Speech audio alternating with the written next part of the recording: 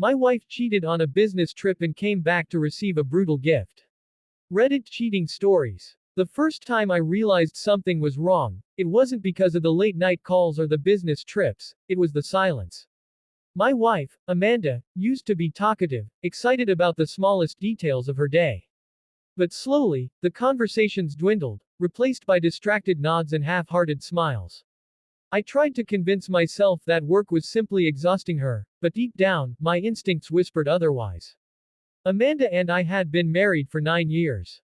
We weren't perfect, but I thought we had built something solid. I supported her dreams, stood by her during her struggles, and she was my anchor when life got heavy. So, when she said she had a business trip out of state, I didn't hesitate. I kissed her goodbye, told her I'd miss her, and wished her luck. I never expected the trip would shatter everything I believed about us.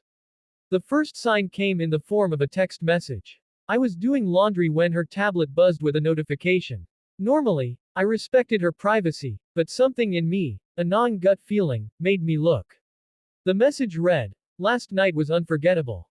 Can't wait for round 2 before you leave." My heart dropped into my stomach. My hands trembled as I scrolled, each message slicing into me like a blade.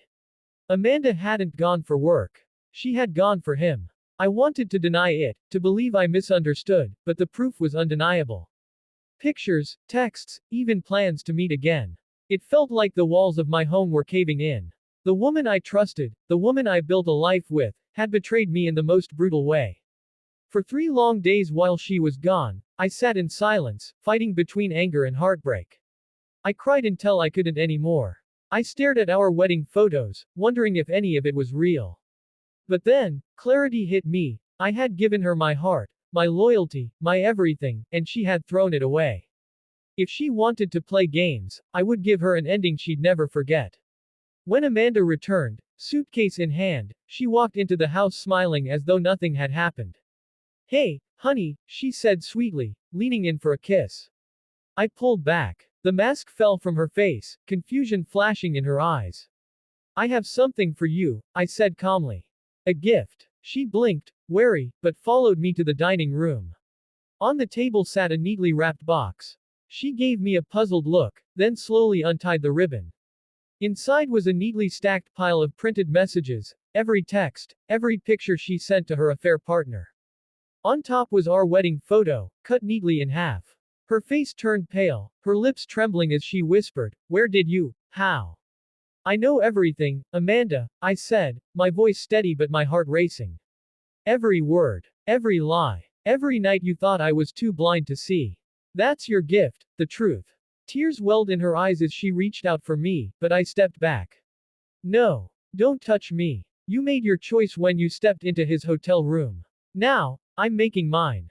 The brutal gift wasn't just the evidence, it was what came next. On the table, next to the papers, were signed divorce papers.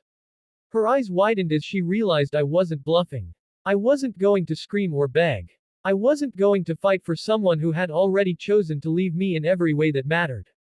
Her sobs filled the room as she dropped to her knees, begging for forgiveness, saying it was a mistake, saying she still loved me. But her words felt hollow. If she loved me, she wouldn't have betrayed me in the first place. I looked at her one last time, the woman I once thought I'd grow old with, and said, "The man you cheated with can have you now. Because the man who loved you doesn't exist anymore." Walking away wasn't easy. Every step felt like tearing a piece of my own heart out. But as the days passed, I realized something. Sometimes, the most brutal gift you can give a betrayer is not anger or revenge, but freedom. Freedom for them to live with the consequences of their actions. Freedom for yourself to heal and rebuild without their poison. It wasn't an overnight process. I struggled with loneliness, with the weight of betrayal, with the echoes of what used to be. But slowly, I found myself again. I reconnected with friends I had drifted from. I focused on my career, my health, my passions. And in that journey, I discovered a strength I didn't know I had. Amanda tried reaching out countless times, calls, letters, even showing up at my work. She cried about regret, about how she ruined everything. But regret doesn't erase betrayal. And forgiveness doesn't always mean reconciliation. I forgave her, not for her sake, but for mine, so I could finally let go of the bitterness and move on. Today, When I look back, I don't see just the betrayal. I see a turning point. Amanda's infidelity broke me, but it also rebuilt me into someone stronger, wiser, and unwilling to accept less than I deserve. To anyone listening who might be going through something similar, remember this: betrayal isn't the end of your story. Sometimes, it's the painful push you need to write a better chapter. And sometimes, the most brutal gift you can give a cheater is showing them they no longer have the power to break you.